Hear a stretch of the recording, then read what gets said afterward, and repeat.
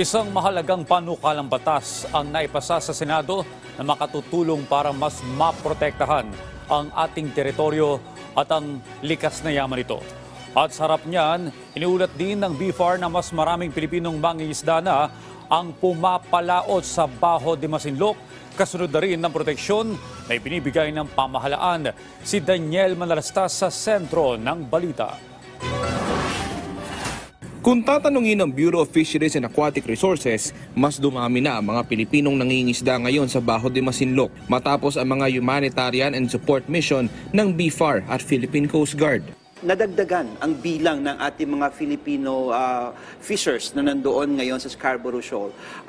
Kumpara natin sa nakaraang misyon na nasa 21 Filipino fishing boats lang, nitong huling misyon nasa 44 fishing boats na nandoon at nakatanggap ng suporta mula sa pamahalaan. Ayon sa BIFAR, mayaman talaga sa yamang dagat ang Baho de Masinloc na tradisyonal na pangisdaan ng mga mangingisdang Pilipino. Napakalaki raw ng papel nito sa ating marine ecosystem. May mga bahura doon, pangitlugan ng mga isda. Concentrated dyan yung mga reef fishes. Pag sinabi natin mga reef fishes, ito yung mga isdang nasa bato.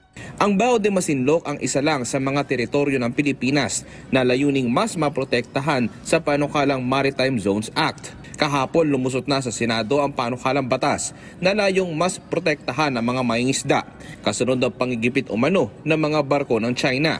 The Philippine Maritime Zones Law will continue to serve as a cornerstone of our maritime policy, protecting our sovereignty, promoting sustainable development, and securing our future prosperity.